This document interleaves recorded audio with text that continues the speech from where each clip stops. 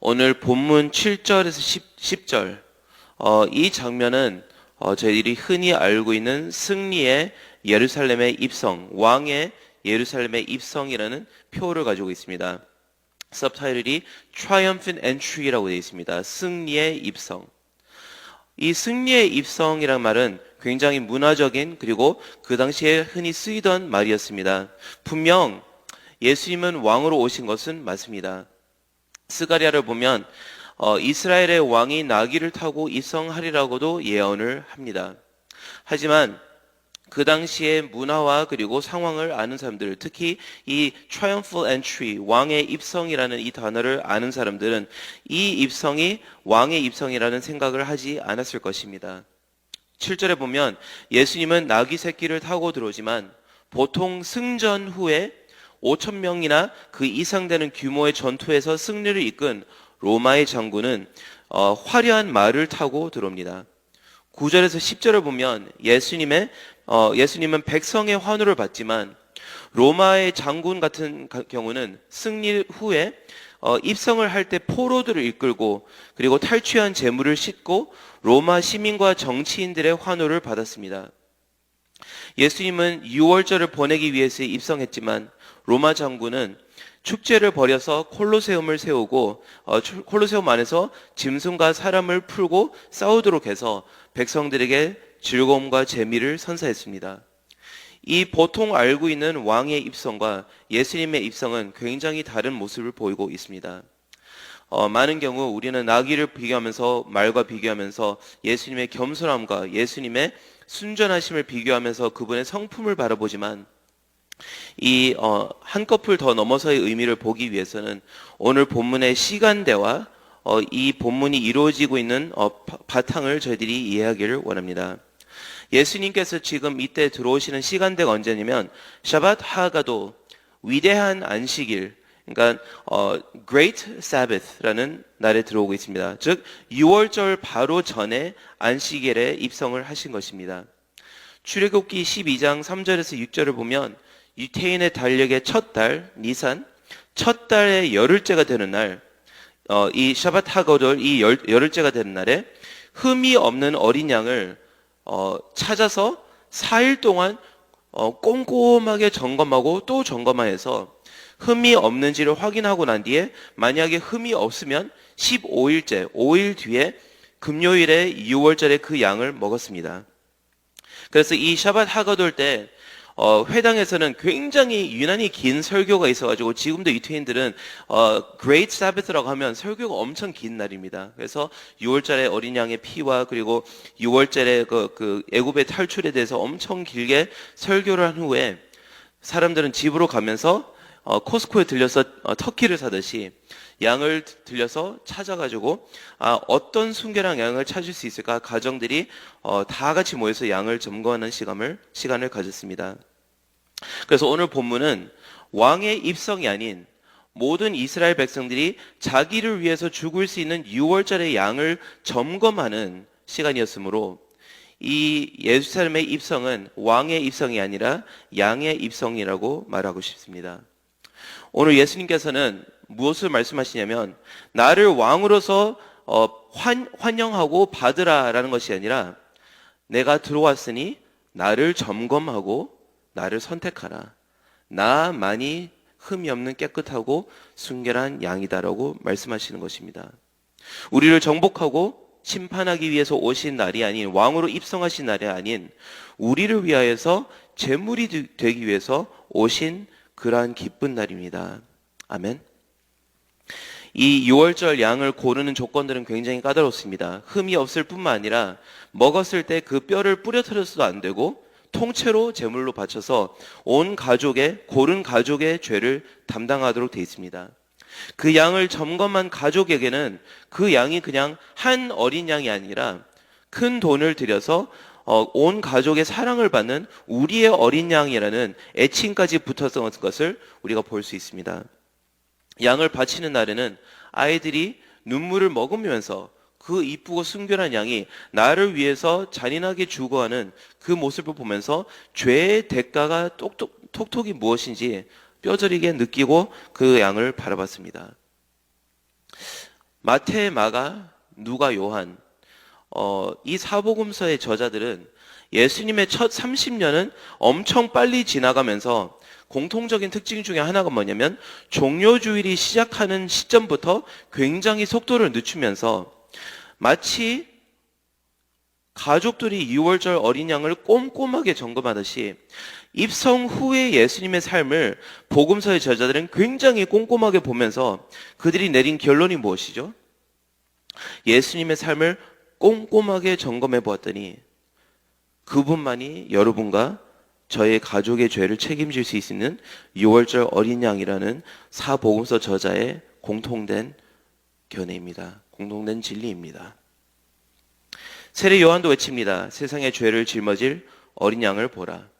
창세기에 하나님께서 아브라함을 위해서 선수 야옹을 제공하시리라. 이 말부터 시작해서 출애굽 그리고 계시록까지 죽임당한 어린 양 찬양받기에 합당하도다. 이 모든 선포들은 말씀의 시종 일관 처음부터 끝까지 죄를 짊어진 어린 양에 초점을 두고 있는데 우리는 그 초점을 어디에 둘지 몰라서 분산되어서 나귀를 보거나 왕을 보거나 여러 가지 의미를 담지만 양으로 오신 예수님을 알지 못하고 오직 예수님만이 그 사실을 알고 입성을 하십니다.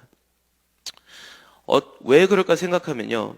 우리는 우리의 꿈이 이루어지지 않는 것이 가장 큰 문제라고 생각하기 때문에 로마 장군, 왕의 입성, 현실적인 문제를 해결해 줄 수 있는 통치자의 입성을 원할 때가 있습니다. 그래서 나의 목적을 이루기 위해서 늘 주님께 호사나 울부짖습니다. 찬송하리라 10절 찬송하리라 오늘 오는 우리 조상 다윗의 나라여 가장 높은 곳에서 호산나 하더라. 이것을 우매한 백성이 불렀던 것을 저희들이 바라봤을 때 통역하면 우리를 배불리 먹여주세요. 로마 압제로부터 해방시켜주세요. 우리의 자녀를 잘되게 해주세요. 우리의 건강을 책임져 주실 왕을 환호합니다. 하지만 왕이 아닌 양의 입성입니다. 예수님은 우리의 죄가 가장 큰 문제라고 여기시기 때문에 예수님의 예루살렘 일정은 왕의 입성이랑 굉장히 다른 모습입니다. 예수님께서 오시자마자 무엇을 하시죠? 11절에 보면 예수께서 예루살렘에 이르러 성전에 들어가사 모든 것을 둘러보시고 때가 이미 저물매. 왕의 입성이었다면 산헤드린에 가거나 예루살렘의 정치의 수도에 가거나 그랬을 것이지만 성전에 들어가서 무엇을 둘러보셨을까? 정확히 말씀드리긴 힘들지만 이 사실을 저희들이 묵상하길 바랍니다. 우리가 유월절 어린 양을 점검하는 것 같지만 사실은 예수님께서 인간의 영적인 상태를 점검하십니다. 성전의 상태를 보시고 하나님께 예배를 드릴 수 있는 우리의 상태인지를 바라보시면서 그 점검 후에 결론을 내리십니다. 어떤 결론을 내리시죠? 오늘 말씀 바로 후에 내일과 모레 본문들 열매 맺지는 못하는 무화과 나무를 저주하시고 성전에서 돈을 거래하는 상인들을 쫓아내십니다. 즉 구원받았다고 말을 하지만 열매를 맺지 못하는 이스라엘과 우리의 영적인 상태. 가장 거룩한 것도 상업화시켜버리는 나 중심의 죄된 세계관. 예수님은 그것을 점검하시고 우리의 마음을 바라보십니다.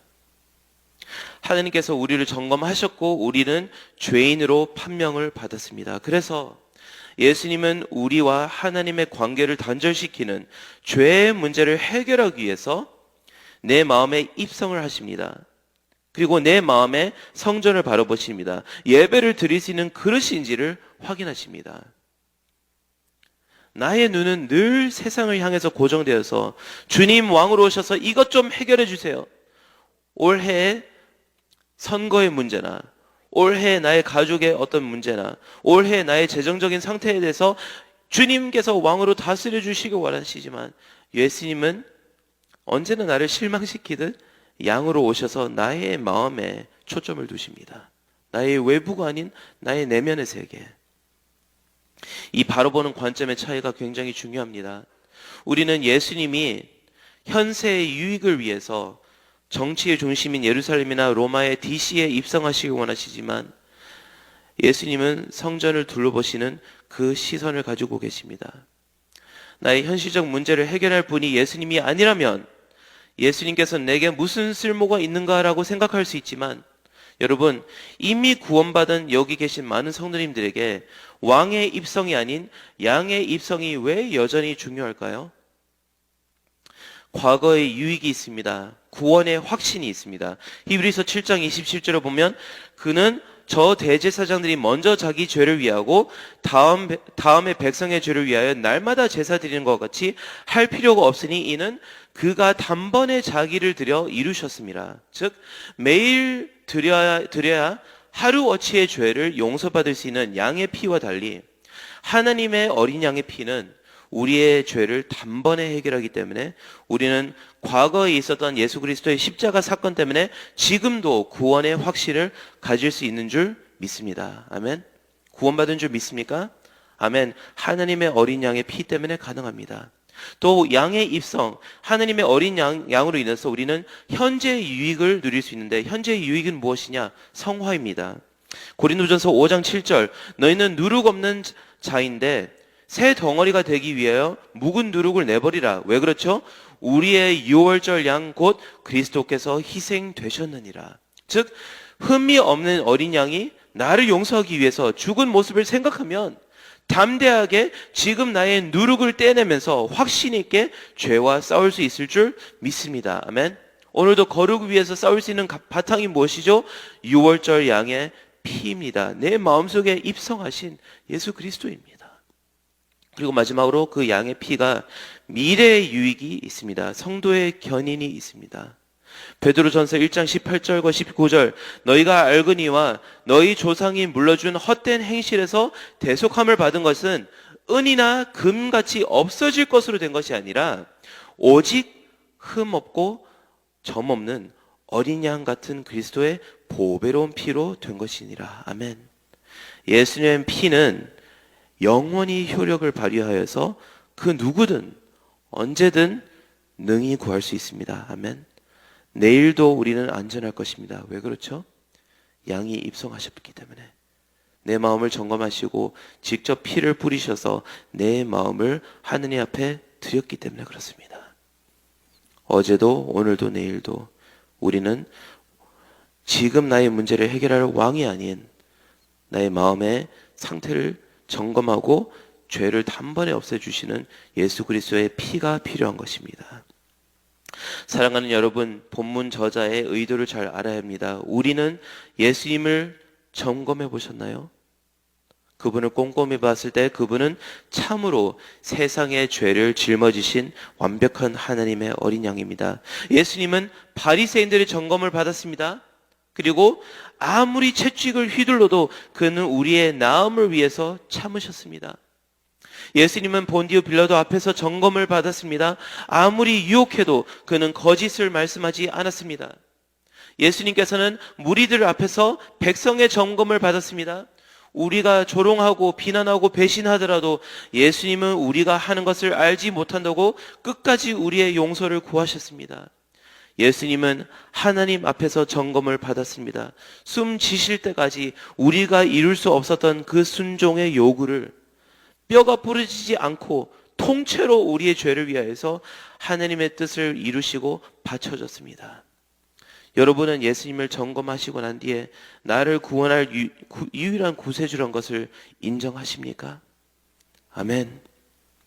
언젠간 예수님께서 영광스러운 왕으로 정말 triumphal entry, 왕으로서 입성하실 날이 올 것입니다. 그가 정복한 포로는 누구일까요? 죄와 사망과 하느님을 대적하는 모든 자들을 지옥불에 던질 날이 올 것입니다. 그가 이끄는 군사는 누구인가요? 천군 천사가 앞장서서 예수님의 다시 오시는 그 길을 열어줄 날이 올 것입니다. 그를 환영할 백성은 누구인가요? 예수님을 구세주로 입어서 영접한 교회가 신부복을 입어서 기다릴 날이 올 것입니다. 그리고 그를 맞이할 환영식은 무엇입니까? 어린 양의 혼인잔치를 우리가 기뻐할 날이 올 것입니다. 그때는 우리의 모든 문제가, 현실의 모든 고증들이 단번에 해결될 것입니다. 그때까지 주님께서 내 마음에 입상하셔서 이곳 저곳 예배자의 마음을 꼼꼼히 둘러보시면서 나의 죄의 문제를 해결하시길 원하십니다.